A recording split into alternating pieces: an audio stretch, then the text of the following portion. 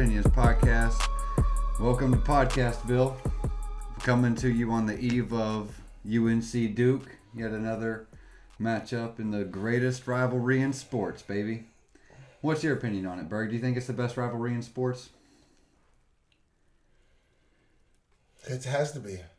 I think it has to be too. It has to be. Yankees, Red Sox is up there. I'm sure there's some soccer matchup where people just go crazy in the streets. There's movies about people fighting about the soccer games, but as far as what I've been subjected to in sports, this is the craziest thing I've ever seen. UNC Duke. But this is going to be one of the worst years for it, though. When I think that, I'm always surprised. It's always a buzzer beater or something dumb happens. Like, something crazy is always going to happen. I can see that. But with the way COVID is right There's now... no Cameron crazies. This is at Duke. It's at Duke. There's no Cameron crazies doing the thing in the face. So, it'll be one to remember for that. But, their first meeting was over 100 years ago. January 24th, 1920. They've been playing basketball against each other for 100 years. Wow, I didn't know that. That's pretty cool. 252 total meetings. UNC leads all time 139 to 114. And countless talent is breeded out of those two schools. Probably the most... I wrote down a top... I was going to keep it at a top 5, but it would have been disrespectful to both schools to keep it at just a starting 5, so I did a whole 10 for each. I'll start with Duke and be nice. At point guard, I got Kyrie Irving. Mm-hmm. You agree? Representative at point guard? Mm-hmm. Shooting guard, J.J. Redick. Yeah. Small forward, Grant Hill. Yeah. Power forward, Zion Williamson. Okay. And center, this is kind of disrespectful to Christian Laettner, but I hate Christian Laettner. So do millions of other people. So I put the landlord, Sheldon Williams, at center. He was J.J. Redick's center, and he married Candace Parker. So he's going to start. I don't know. I may give that to... a Duke center. You'd have to give it to Christian Laettner if you're not going to give it to... Nah, but the Plumlee kids. Plumlee? They were good centers. Oh, no, not Plumlee. They were No. Yes. If anybody, I left Kyle Singler off this list. I left Jaleel Okafor, Marvin Bagley. Not the Plumlees. All three of them combined. No. Look, I mean, at the position... Not the Plumlees. You got to put them in there. Oh. I mean, you don't have to because you're right. I wouldn't just put Sheldon Williams as my starter. He was the landlord. I still don't put him as my starter. Dick Vitale was jumping up and down about Sheldon. Well, if that's the case, then I would put Jason Williams in at my point guard. Yeah, over Kyrie. Over Kyrie. He only at played, Duke. He only played if 12 you're talking games. about at Duke. But talent, breeding talent wise. We don't know what he would have did in that. Jason Williams was Kyrie before Kyrie, a decade before To fill out the rest of the Duke bench, I got Elton Brand, Shane Battier, Jay Williams, and Carlos Boozer. Shane Battier, Carlos Boozer, they didn't have to be in there. They're champions. So, on to the winning side, UNC side of things. At the point guard, which is a shock, a lot of people would start Phil Ford or Ed Cota or Ty Lawson, Raymond Felton, but I put Kendall Marshall. Ed Cota was a longtime leader in all-time assists at UNC, and he still is the all-time leader. He was the leader in single-season assists. He had 283 assists in one season. That's about 9-10 assists a game. That was his best season, anyone's best season ever, 283.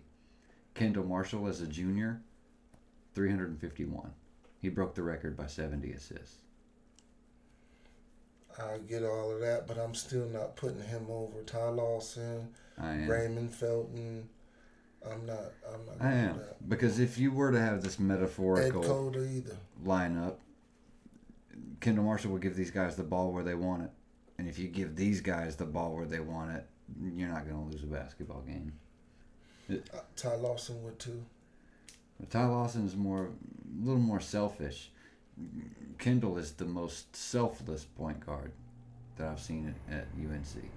That doesn't make you the best point guard at UNC though, because you're selfless. But that's true. But it's just that's opinion at that point.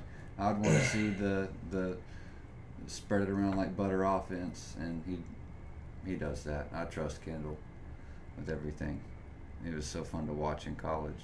I actually met him at Sutton's drugstore. He was cool.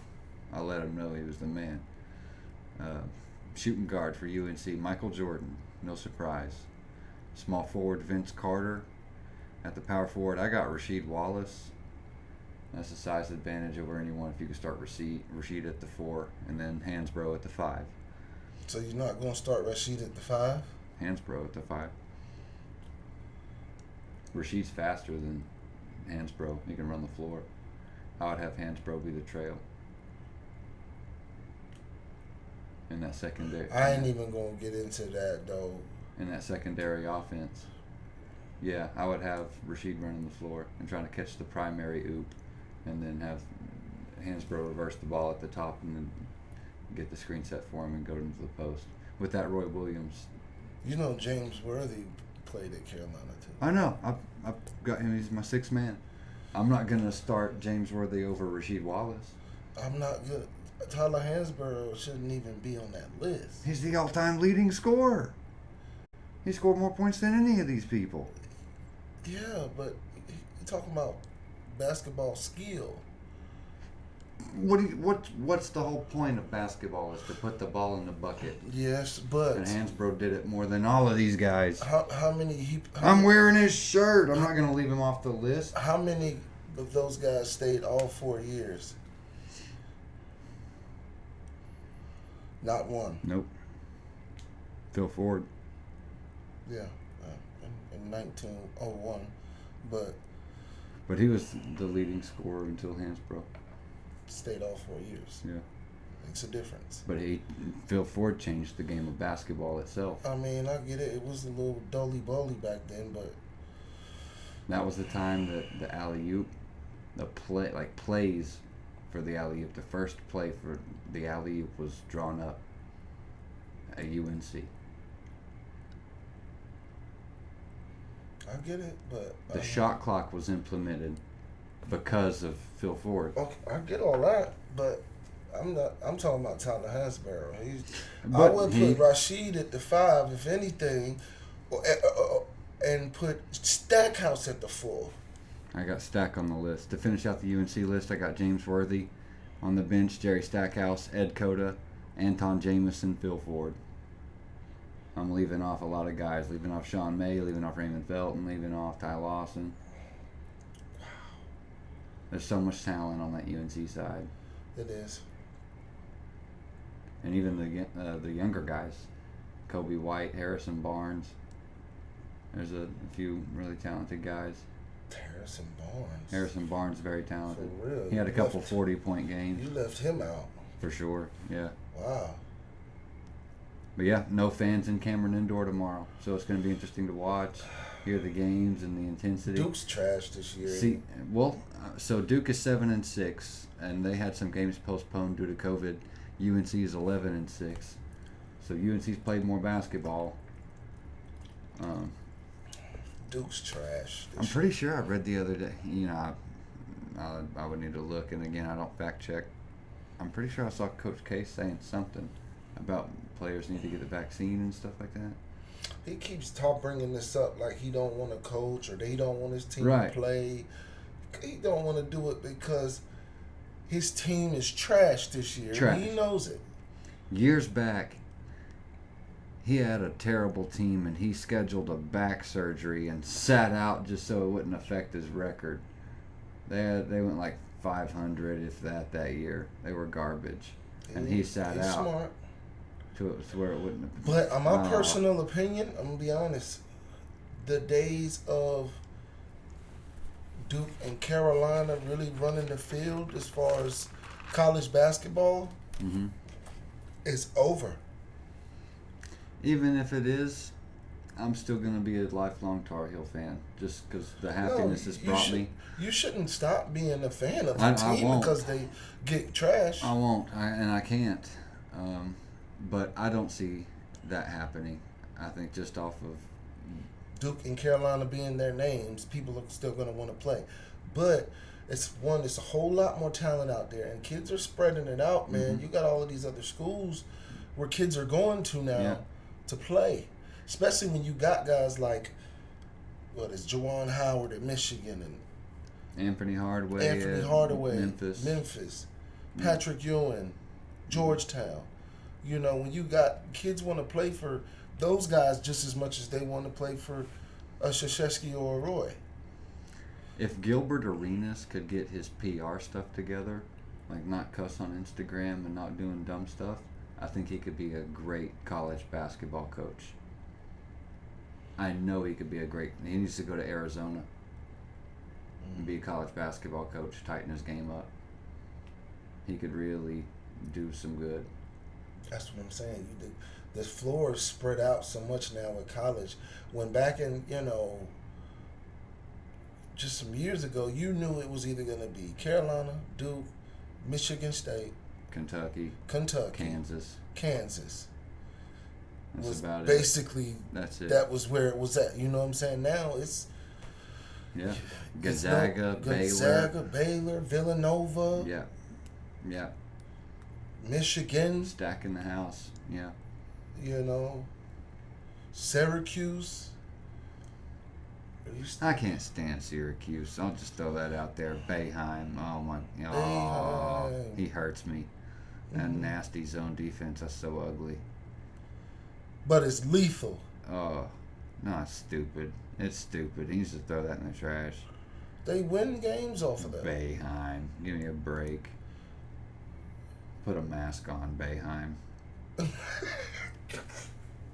Old as dirt. Boeheim, no. Put 3 masks on, Boeheim, matter of fact. He's a good coach.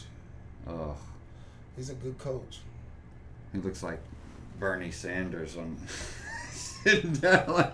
Oh, my goodness. He's so old. All right.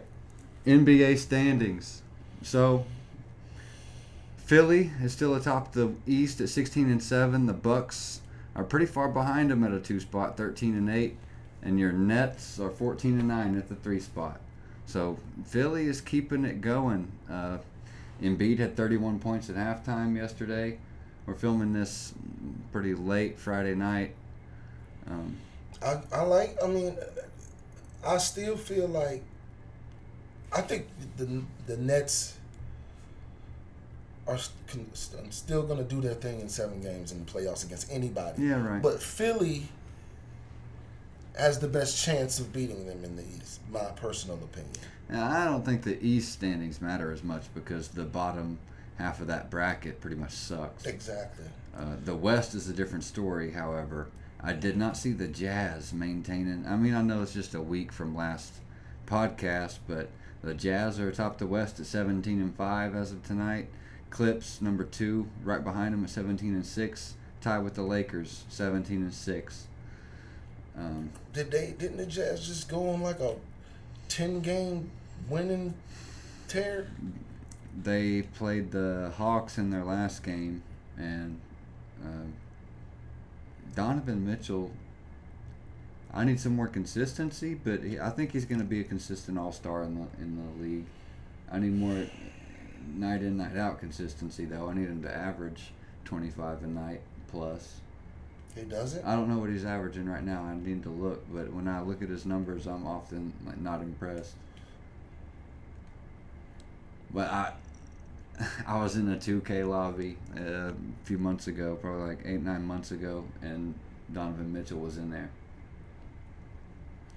I was in a 2K neighborhood, and his official 2K logo was up there. So it was him and his buddies running, and it was him. You could see his face. It was scanned and stuff. So the 2K does something cool for the players. I played against some guys last year? Yeah, around the time Corona first started. Mm-hmm. I was playing some guys, and I didn't know that's what it meant. Yeah. It was a whole team. I think it was like John Wall and them was playing together or something like that. And I think it was him, Bill, and somebody else or something. But I didn't know that meant that those were the actual individuals playing together. Yeah, it was, I think it was Donovan Mitchell and Eric Pascal was someone else too. I can't remember. But that was pretty cool, man.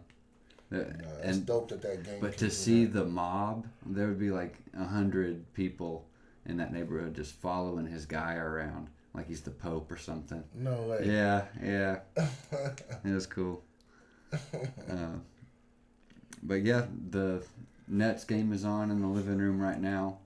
And you said they came out there. They're up 2. The Men in Black came out and grabbed Kevin Durant, didn't they? In the middle of the game. Took him back there and...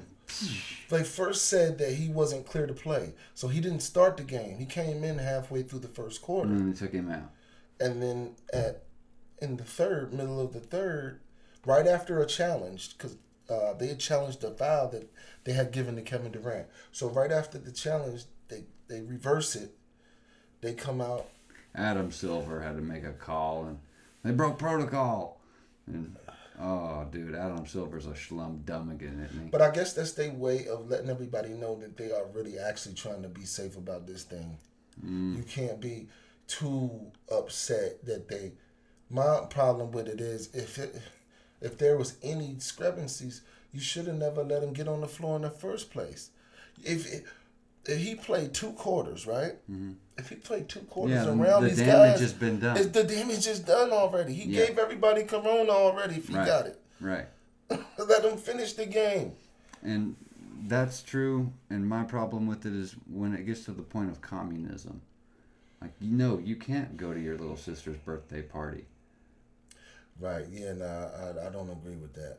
Well, because you're a basketball player. You can. You just have to keep a mask on.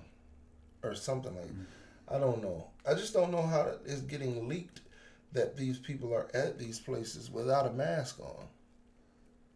Like, if you're going around your family, why are they telling that you around without a mask on? Or taking pictures? Like, that shouldn't even be... Weird times we're in, man. But but when it comes to the NBA, I guess that's their way of trying to get but it's just... I don't care. I still think Adam Silver's a schlumdummigan. I like David Stern. He was my guy. David Stern was my guy. I still believe Adam Silver's doing a good job. Adam Schlumdummigan. I believe Adam Silver's doing a great job with the NBA. I ain't gonna lie. Oh, you know it. He hurts me. Look at him.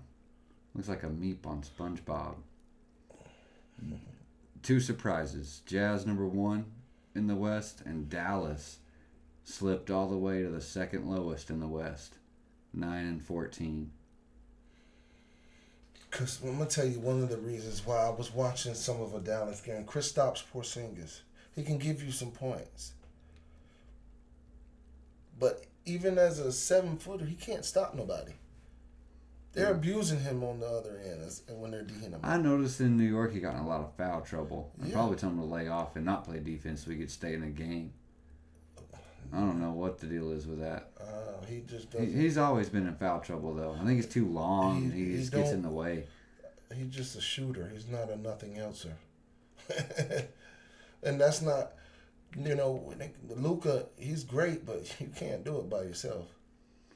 Top 3 player in the league, but they got a bottom record in the league. So he has no help, really. That's tough. I want to see the Mavericks in the playoffs. So turn it around, Cuban. Russell Westbrook's amazing finish the other night beat the Nets. They scored what? What was it? 6 points in 7 seconds? I mean, dude, Russell Westbrook can... We all know he is a great player. That was one of the most amazing finishes I've seen in a basketball game, though. Because knowing their history, I watched them as teammates a lot. Russ and KD. And to see Russ take it like a dog to the hole as one of the last possessions of the game and finish left-handed over KD. KD's hand got caught up in the net or something. but Russ took it right to him. He ain't finished over him, and then old buddy stole the inbounds and kicked it to Russ for the 3, and that's the game. Mm-hmm.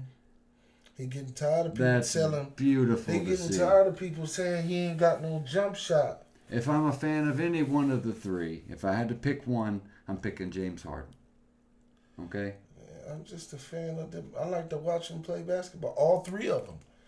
No matter what team they're on. I think Kevin Durant is the best, but personally, I pick James Harden. I don't really. They're just basketball players to me. So I'm only liking them for. I don't know them as people. Oh no, so me neither. But I only like what they're giving on the court, and they all give great effort. Even Russell, even though he don't want to pass the ball or do whatever, he deserved that one win. of the most exciting players, Explosive. if not the most exciting in the league. I think that's going to start to fade out soon, because when you're an athletic type of player like that, you don't stay. Injuries starting to Blake Griffin, you know. Yeah, if he could just develop a jump shot, that'll keep him in the league a little more. That's all he needs. He just develop. Just off his name. But the thing is, he'll shoot it. The thing is, he'll shoot the jump shot. He don't care if he miss 100 times. But he's an MVP, just like D Rose. No matter how bad D Rose is, there's still going to be a spot for him on the team somewhere. D Rose is not bad right now, though. I know. Neither will Russ. He's not. But he won't be an MVP. He's not MVP D Rose no more. But he's still. I think the same thing's going to happen with Russ. He'll play another 6 years or something, 5 more years, and he'll. I don't think out. it would have happened with D Rose if he didn't keep getting hurt. But that explosivity was killing them. That's why his knees. You know what I'm saying? Right. Before we get into the Super Bowl LV talk, I wanted to tell these people about To The House. Tell these people about To The House, Berg. Let me see. It's a guy that, you create the players on the Madden. So we created a cornerback that is LeBron James size. Let's see. Who fast? Cheetah fast? Dion. Buddy's fast. He's cheetah fast. What's his name for Kansas City? Tyreek Hill fast. Deion Sanders hands, defensive skills. He's a ball hawk. I'm talking about his name is To The House. His name is Tuda. Tooda House. Last name House. To The House. He picks it off and takes it to the house. Okay? Yeah. So, we took him to a Super Bowl the other day and won that thing? So, if To The House was in the league, I'm sorry, Chiefs. Andy Reid wouldn't be doing it. All these trick plays, we'd sniff it out. We're sideline to sideline, ball hawking it, baby. To The House. We, as a rookie, we won MVP as a cornerback. That was fun. Yeah. We need to if play you some can actual play like that in real life. Yeah. Oof. God bless him. To The House. That was one of my favorite My Players I've ever made. And one of the best names. I take pride in my player names, and To The House was pretty sick. So, let's get on to the Super Bowl. Chiefs are given the -3. The over-under's 56. So it's any -3 game. So they Chiefs -3. So yeah. So the thing is, the Chiefs win by 3. Mm-hmm. And the over/under is 56. So the combined total score of the game is estimated to be 56. Everybody gonna jump on the spread and take Tommy. Everybody, and Chiefs are gonna beat them by 10 plus. Watch. Well, everybody, not knocking Tom Brady or nothing, but everybody's jumped on the Tampa Bay bandwagon because he is such a great quarterback. But he's not going to. It's next up. It's not Tyreek. It's Pat Mahomes, Andy Reid. They are the new Bill Belichick and Tom Brady. What's your score?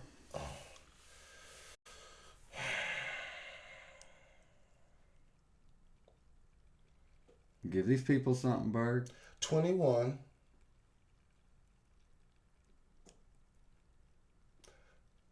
35. Chiefs.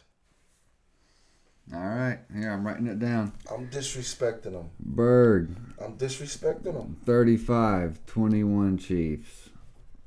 I'm disrespecting them. I'm going 34-31 Bucks. Tommy is the MVP, and Tom's also going to open up a jewelry store in the off season. He already said that.